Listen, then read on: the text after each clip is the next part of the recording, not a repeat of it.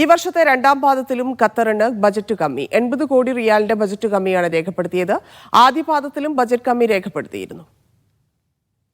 Qatar ധനമന്ത്രാലയമാണ് April, May, June മാസങ്ങളിലെ വരവ് ചെലവ് കണക്കുകൾ പുറത്തുവിട്ടത്.